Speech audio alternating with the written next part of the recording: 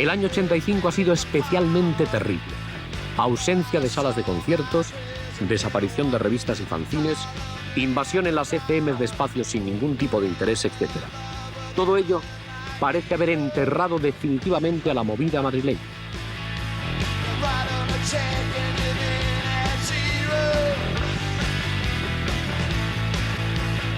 En 1985 cerró la sala madrileña Rocola, epicentro de la llamada movida.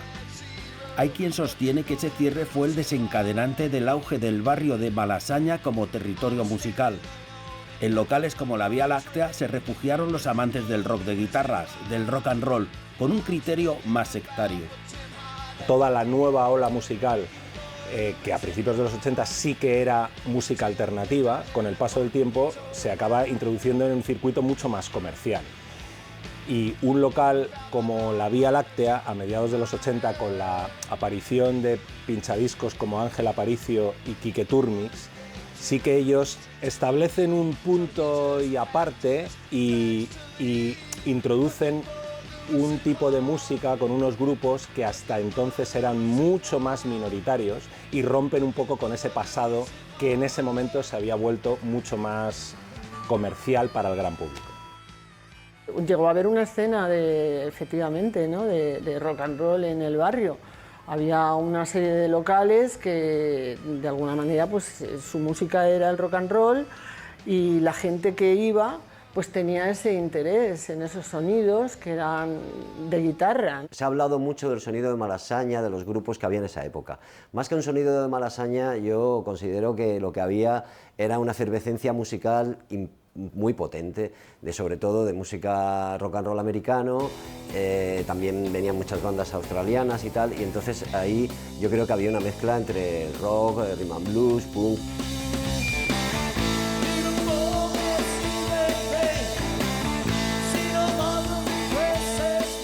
Cuando la Rocola cerró, pues hubo ahí un impasse, no sé, es que no sé decirte tampoco cuánto tiempo realmente, pero aquí empezó a moverse este otro movimiento garajero más bien, ¿no? Que es el que ya me termina a mí por volver loca completamente musicalmente hablando, ¿no? Cuando iba a Rocola tenía 14, 15 años y yo cuando venía a Malasaña tenía 16.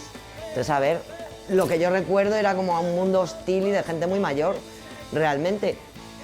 Pero había campo de experimentación y por eso sobre todo hablo del Agapo porque en el Agapo es que hacía conciertos los lunes.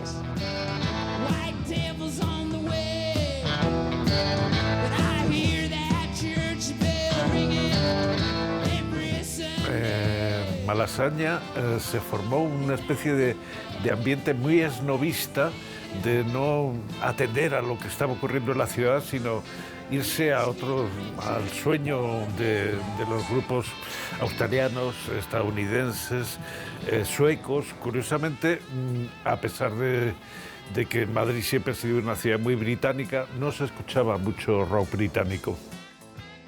Lo que consideramos nuevo rock americano son una nueva generación de bandas, a partir de los primeros años 80, que recuperan las raíces del rock americano clásico, del country, de The Band, de todos estos grupos, Dylan incluso, pero pasados por el filtro del punk y la nueva ola, es decir, con una dosis extra de energía y guitarras más fuertes.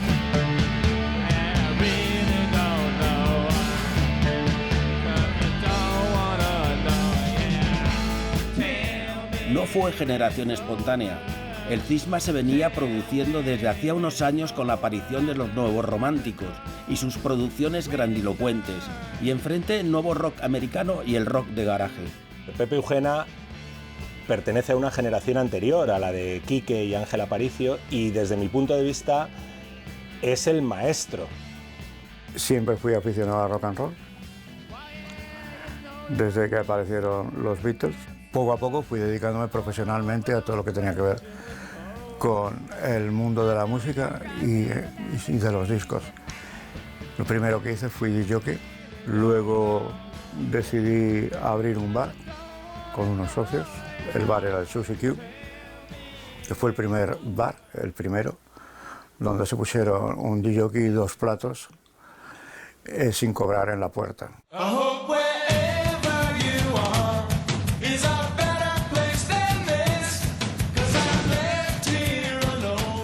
mayoría de los discos que sonaban en aquellos bares eran importados por Record Runner, la tienda que abrió Pepe Ugena en 1983.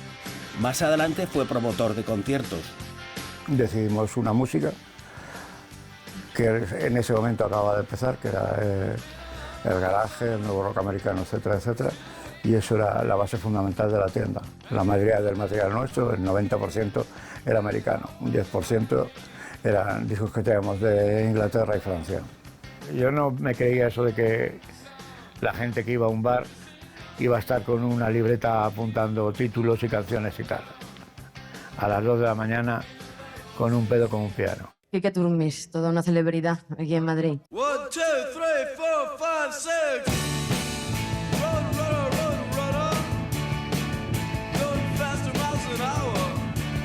Para mí Quique, hombre, es uno de mis padrinos musicales, porque yo era un crío cuando lo conocí y a mí siempre me dio mucha cancha, me enseñó mucho, yo creo que es la persona que más me ha enseñado. Yo era un privilegiado porque yo tenía acceso ilimitado a su colección de discos y eso no lo pueden decir muchas personas. Creo que José le una vez le dejaron pinchar, bueno, en más de una ocasión, en el Agapo, y la primera vez creo que sudó tinta, pero pensando un poco en qué podría estar pensando Quique. Porque claro, era su trono y entrar ahí a pinchar era complicado. Muchísima gente le podía no gustarle Turmis, pero la opinión de él yo creo que todo el mundo la respetaba, yo entre ellos. Y bueno, siempre me parecía que era un tío que era válido y aparte era gracioso del Alex, o sea, no me partía con él. Gracias a mí todo el mundo aprende. Por ejemplo, Quique Turmis era un poco así, era un hombre que él decía las cosas, pero él pretendía que todo el mundo hiciera lo que él decía, ¿no? Él le gustaba, pues estos son una mierda, pues, y si no, pues a mí me gustan, pues tú eres una mierda. Era muy radical todo el mundo. Yo no sé si usar la palabra intransigente o usar la palabra auténtico, que queda así como muy puesto. Sí, bueno, yo soy, digamos que yo tengo una línea marcada y no me gusta salirme de esa línea. Es que el problema es que si no eres intransigente y empiezas a comulgar con ruedas de molino, acabas sodomizándote. Fallecido en 2005, Quique Turmis fue DJ, promotor de conciertos, cantante de los Precious Fuckers y probablemente uno de los mayores impulsores de los sonidos guitarreros en aquel Malasaña City Rock. Yo creo que fue Quique Turmis el que la popularizó, no sé si sería suya o sería de Iggy Pop o de quien fuera, pero la frase era o eres de los del Louis Louis o eres de los otros.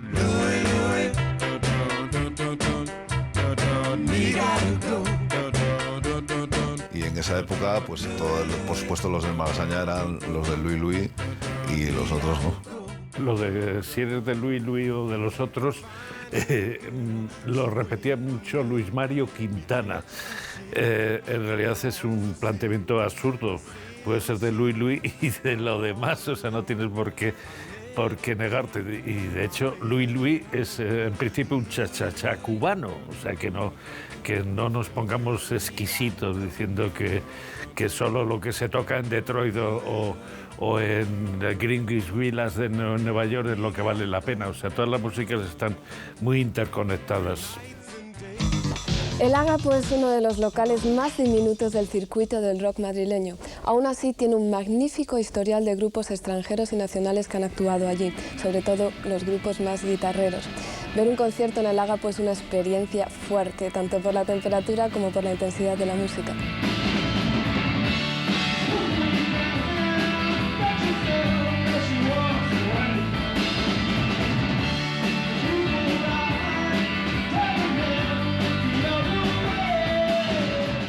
El escenario era minúsculo, el local era pequeño también, pero aquello era como vivirlo así, piel con piel, ¿no? Era lo bonito, quizá era lo bonito, y era lo que nos diferenciaba del resto del circuito, por llamarlo de alguna manera.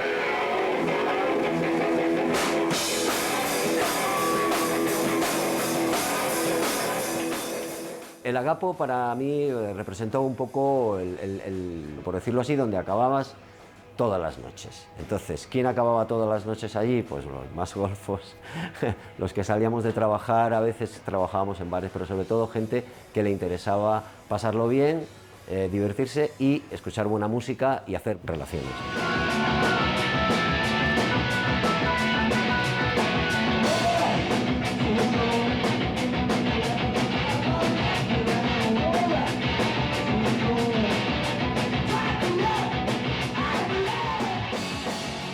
Sexmuseum, digamos que al poquito de empezar como grupo, nos mudamos, Fernando y yo empezamos a venir un poco por esta zona de Malasaña y encontramos el Agapo y justo empezábamos Sexmuseum. Entonces ahí vimos un día un concierto de Los Enemigos, vimos que era un garito muy sexo, drogas y rock and roll.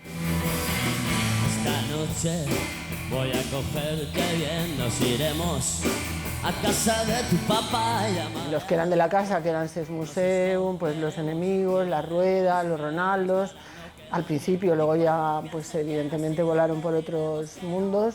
Lo bueno del Agapo era que se trataba del sitio menos apropiado para un concierto, porque era un sitio diminuto, pero atraía a un público bastante lanzado y siempre había allí gente muy guapa y sobre todo mucha experimentación química. Fundamentalmente un sitio sucio. Se ponía música buena. Yo no sé cómo consiguieron el permiso en un sitio tan pequeño para poner grupos. Eso son cosas de antes. Eso ahora tú abres un bar del tamaño del Agapo y dices que vas a dar conciertos y te dicen que vale, que es lo que tú quieras. Y luego otra cosa nos diferenciaba y es que de alguna manera se hizo una comunión ahí rara entre pues, los Ketama o Pata Negra con Dr. Feelgood y con los Clash. El Ruta 66 apareció, creo que al tiempo que abrimos casi el Agapo, más o menos el mismo año. Y aquello fue, vamos, agua bendita. 1985 sale la revista Ruta 66, texto referencial del rock and roll. El mismo año se fundan Sexmuseum, Los Enemigos y Los Ronaldos. Junto a otros grupos como los Macana, Las Ruedas o Los Potros, representan una generación de ruptura que, salvo los Ronaldos, no iba a cosechar el éxito de sus hermanos mayores, los de la Nueva Ola. La Nueva Ola tenía un punto exhibicionista más allá de los propios grupos, incluso en el público. O sea, el público se gustaba a sí mismo y le parecía muy guay pues que la gente se fijara en él, pues las pintas que llevaban. Y yo creo que un poco la generación de las bandas y del público del sonido malasaña, o como lo quieras llamar, reaccionaba mucho contra eso. A mediados de los 80 aparecen unos grupos donde la guitarra es mucho más protagonista, y aquí en Madrid, en este barrio especialmente, hay como dos tipos de grupos, los que cantan en español y los que cantan en inglés. Para empezar cantábamos en inglés todos, por lo cual eso te cerraba todas las puertas nada más empezar, y lo hicimos sabiéndolo. No, nosotros lo que queríamos era hacer eso y vivirlo. De alguna manera separa unos a otros, y a nosotros nos dicen, mira tío, vais a vender cantidad de discos, pero tenéis que hacer un cha-cha-cha. Pues claro, es para decir, mira tío, métete tu cha-cha-cha por donde te quepa. La realidad es que estabas viendo que los grupos que habían comenzado en el 79 y 80 estaban triunfando, y triunfaron hasta el 92, digamos, y los que vinieron después no se lo plantearon o no tuvieron la cabeza para extraer las lecciones. Las lecciones era canta en castellano, haz estribillos y gánate un público, primero en las FMs especializadas y luego en los 40. Creo que eran grupos que estaban mucho más preocupados por el prestigio que por cualquier otra cosa. What's the point to it all? Say you live inside a burning wall. El puzzle se completa con el rock de garaje sueco y los grupos australianos, que visitaron los escenarios madrileños con cierta fidelidad. Los grupos australianos y los grupos suecos fue una cosa que se sumó en la mitad de los 80, pero no eran muchos grupos, eran pocos grupos. Los de garaje siempre eran como más pobrecitos porque realmente nunca tuvieron ninguno la intención de hacerse grandes. O sea, ellos vivían en su mundo, un mundo pequeñito de fans y tal. Sin embargo, el nuevo rock americano sí tenían todos intención de algún día prosperar y tener un éxito. Y en esto de la música, un éxito es vivir. Un solo éxito, ya te vale para toda la vida.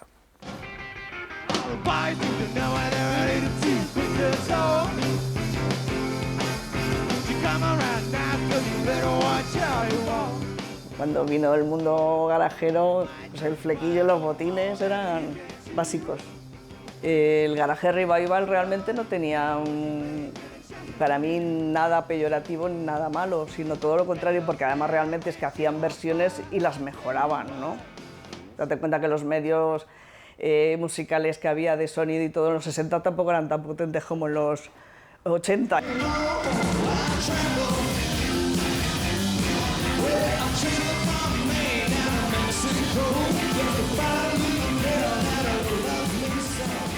La palabra revival, digamos que los enteradillos no nos gusta. Es más bien una palabra que usa, pues yo qué sé, las radios comerciales y tal. Es un grupo de revival, ¿no? Es como... tiene un aspecto incluso ligeramente despectivo, ¿no? Hacer revival es como hacer una copia, sin personalidad.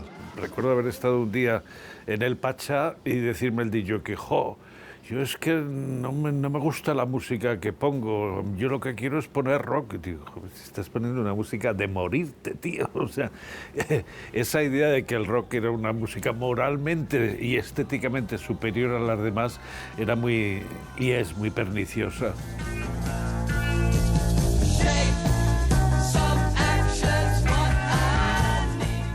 Malasaña era mucho más que este puñado de locales donde el rock alcanzó su cenit en la segunda mitad de los 80.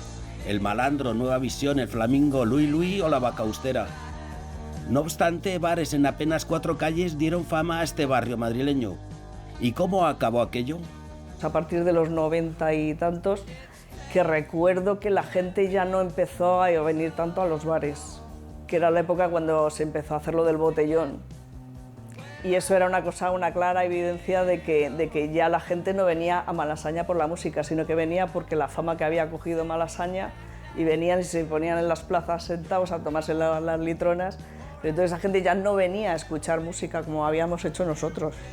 A principios de los 90 también hubo un par de garitos, empezó también una nueva generación, pues con el Maravillas, con lo que fue el Maravillas, con el Marlon Morán, que después montaron el Festival de Benicàssim, y ahí empezaba una nueva generación de grupos como Australian Blonde, Los Planetas, que yo me acuerdo que fui a verles, y de hecho el primer disco de Los Planetas, Super 8, lo produje yo y tal, y bueno, pues fui a ese concierto y ahí se respiraba un ambiente muy diferente.